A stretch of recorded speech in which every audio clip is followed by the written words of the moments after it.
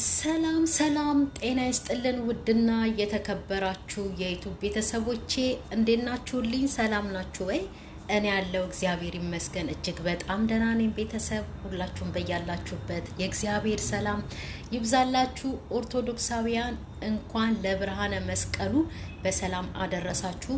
ቢረፍድም ያው ሳምንት ሙሉ የመስቀል በዓል ስለሚከበር እንኳን አደረሳችሁ መባባል እንችላለን። የመስቀሉ በረከት በሁላችንም ላይ ይሁን። ቅድስት ድንግል ማርያም ሁላችንንም እመቤታችን ወላዲተ አምላክ ወላዲተ ቃል እኛ የምንወዳት ኦርቶዶክሳውያን እኛ የምናከብራት የአምላካችን እናት የጌታችን እናት የኢየሱስ ክርስቶስ እናት ሁላችሁንም ትጠብቃችሁ። ሙስሊም ወገኖቼን እህት ወንድሞቼንም ደግሞ አላህ ይጠብቃችሁ። እኔም ደህና ነኝ እግዚአብሔር ይመስገን። እኔም ደህና ነኝ እግዚአብሔር ይመስገን። ቤተሰብ ያው እንግዲህ ሰሞኑን ሄለንና ያብ ስራ ሽርጉድ እያሉ ነው። በጣም በጥሩ ሁኔታ በመልካም ነገር ላይ ነው ያሉት። እንግዲህ እግዚአብሔር የሄለንን ፍላጎቷን ያው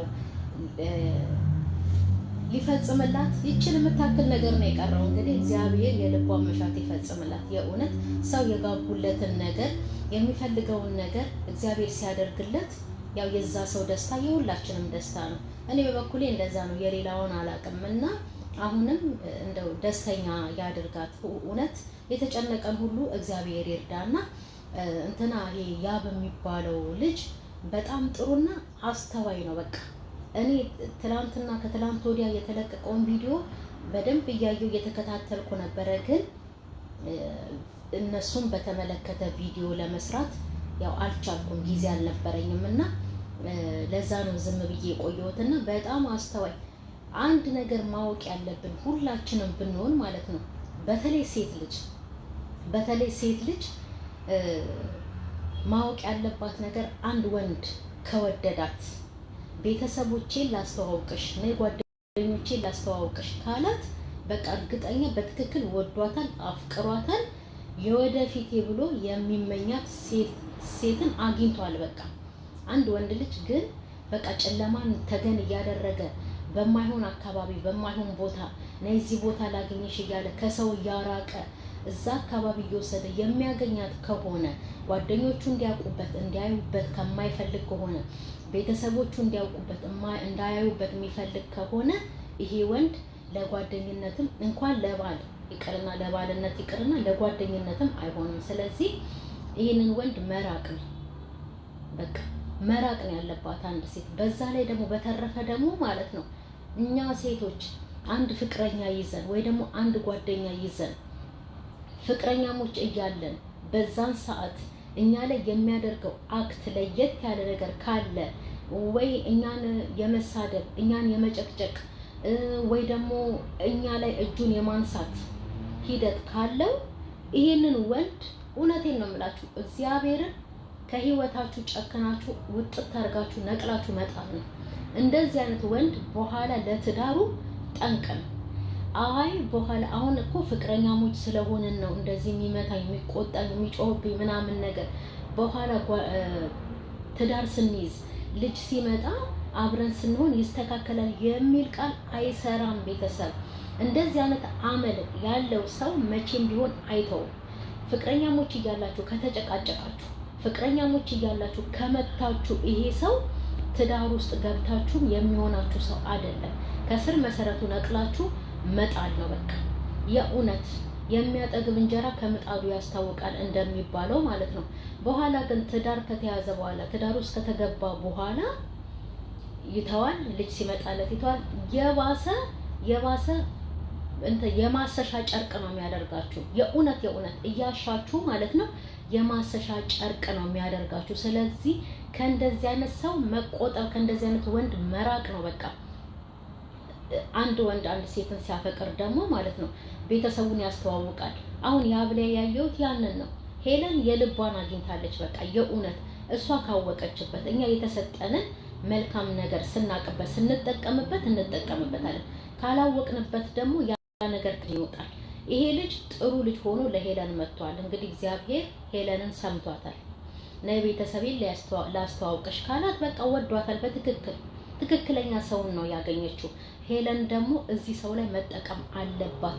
በሆነው ባልሆነው የባለፈውን ታሪኳን እያነሳች ልጁ ላይ የምትነጫነጭ ከሆነ የሆነ ትንሽ ነገር ስታይ አሃ በቃ አንተም እንደነዛኛዎቹ ወንድ ነህ እያለች ይሄን ልጅ የምትጨቀጭቀው የምትነታረከው ነገር ከሆነ በቃ ከት ነው የሚያደርገው። ሲጀመር እኛ ሴቶች ብቻ አይደለም ጭቅጭቅ የማንወደው፣ ጭቅጭቅ የሚሰለቸን። በቃ ወንዶችም ጭቅጭቅ አይወዱም። በእርግጥ አንዳንድ የሆነ ክፉ ሆኖ በእውነት እግዚአብሔር መቼም እንደው ክፉ አድርጎ መቼም ሰውን አይፈጥርም። ካለም ባህሪ ካስተዳደጋችን አንጻር ምናምን ነገር እንደው ከኖርንበት የኑሮ ዘይቤ አንጻር እንደው ወይ ክፉም እንሆናለን ወይ ደግም እንሆናለን እንጂ የእውነት እግዚአብሔር ሰውን ክፉ አድርጎ ይፈጥራል ብዬ ነው ያላምንም። ግን ካስተዳደግ አንጻር በቃ አይደለ ካስተዳደግ አንጻር በቃ የሆነ ጋጥ ወጥነት ያለው እድገት አለ አይደል? እንደዛ ሆነን ስናደግ ነው እንጂ መቼም እግዚአብሔር ክፉን ወንድ ማንኛውም ሰውን ክፉ አድርጎ ይፈጥራል ብዬ አላስብም። ከራሳችን ነው። ገባችሁ አይደለ? እና ስለዚህ ማለት ነው እንደዚህ አይነት ባህሪ ያለው ወንድ የሚነጫነጭ ወንድ ከህይወታቸው አውጡ። የምትነጫነጭም ሴት ካለች ወንዶቹም ቢሆኑ ከህይወታቸው ያውጡ። ምክንያቱም እንደዚህ አይነት ሰው ለትዳር ጠንቅ ነው። በቃ እዛ ትዳር ውስጥ ገብተን ዘላለማችንን እየተጨቃጨቅን እየተነታረክን ረግጦ የማሰሻ ጨርቅ የእውነት አስመስሎ የሚተው ወንድ አለ። ግን አሁን እስካየነው ድረስ ያ እንደዚህ አይነት ሰው አይደለም። አሁንም መልካምን ሰው እግዚአብሔር ሰጥቷታል። ማወቅ ያለባት ሄለን ናት። ጭቅጭቁ አንተታ የሆነ ትንሽዬ ፕራንክ እንኳን ይዘው ሲመጡ ሄለን በቃ የሆነ ቅሬታም ሊፈጠር ይችላል። ያልሆነ ነገር ሲታይ ግን ማለፍ ነው አይደል እንዴ? ማለፍ እኮ ነገሮችን ያበርዳል። ዝም ማለት ነገሮችን ያበርዳል፣ ነገሮችን ያስተካክላል እንጂ በሆነው ባልሆነው ተነስተን ያ ሰው የምንጨቃጨቅ ከሆነ ያ ሰውን በቃ ንትርክ ውስጥ የምንገባ ከሆነ ያጠራቅምና አይ ይሄማ አይሆንም ብሎ ላሽ ነው። ሴቷ ወንዱን በቃ ይሄ ለትዳር አይሆንም ብላ ትዳሯን እርግፍ ልጆቿን እርግፍ አድርጋ በላ ፍርድ ቤት እንደምትቆመው ጭቅጭቅ ሲበዛባት ወንዱም እንደዛ ጭቅጭቅ ሲበዛበት ትቶ ነው የሚወጣው። እውነት ነው፣ ትቶ ነው የሚወጣው። ስለዚህ እግዚአብሔር የሰጣትን ሄለን በጣም መልካም ሰው ሰጥቷታል። አሁንም ያጽድቅላት። የሚሆነውን ነገር በፕራንክ በምናምን ቪዲዮ ላይ ብትመጣ ደስ ይለኛል ከሱ ጋር። ግን ሪል የሆነ ህይወቷን ይዛ ቪዲዮ ላይ ባትመጣ ደስ ይለኛል። ለምን ይሄ ቪዲዮ የነካው ነገር የሰው አፍ የነካው ነገር የሰው ይሄ ሁላችን የምንመለከተው ነገር ነው አይደለ? በቃ ይሄ ክፉ ነገር ነው። ይሄ ሚዲያ የሰው ፍቅር የሰው ትዳር ያበላሻል። ስለዚህ ከዚህ ቀደምም ለሄለን ብዙ ነገር ብያታለሁ፣ ሰምታለችም። የእውነት አሁንም ደግሞ እንድትሰማኝ እፈልጋለሁ። የሆነ ፕራይቬት የሆነ ነገሯን የዛው ከያብ ጋራ በውስጥ መጨረሽ ይሄ ፕራንኩ ምናምን ነገር ሰርፕራይዙ ምናምን ነገር ወደኛ ማምጣት ሪል የሆነ ህይወቷን የሚመለከት ነገር ግን ማለት ነው። ማንኛውም ሰው ቢሆን ሚዲያ ላይ ይዛችሁ እንዳትመጡ። በኋላ ሚዲያ ያየውና ምን እንትን ያለው አንድ ነው የሚሆነው። የእውነት ትርምስምሳችሁ ነው የሚወጣው። እንደገና ደግሞ ፍቅራችሁ በፕራንክ የተሞላ አይሆን። ፍቅራችሁ ይሄ በውሸት ልክ እንደ ቦታጅራዎች፣ አሁን የቦታጅራዎችን ዩቲዩበሮች በጣም እንደው ሁሉንም አይደለም በጣም እንወዳቸው እነ ማርክ አሉ፣ እነ ብሩክ ያሉ ቆፍጣናው በእውነት እንደ አብርሃምና እንደዚህ እንደነ ሩታ እንደነ ምናምን እንደነ ኤፍሬምን ደግሞ አንድ ቀን እመጣበታለሁ በእውነት። እና እንደነሱ የተጨማለቀ ፕራንክ እንዳይሆንባችሁ፣ ፕራንካችሁ ጥርት ያለ ምርጥ በቃ የሰው ልብ ውስጥ የሚገባ ይዛችሁ መምጣት። ሪል የሆነ ነገሯን እዛው በቃ ውስጥ ላይ ጥፋትም አጥፍቶ ከሆነ ይሄው ቤተሰብ እንደዚህ አድርጎኝ ብሎ አይደለም ማምጣትና እኛ ፊት መገተር። እዛው እንደዚህ ከሆነ የእውነት ህይወቷ የሄለን የተስተካከለ የሰመረ ያማረ ይሆናል።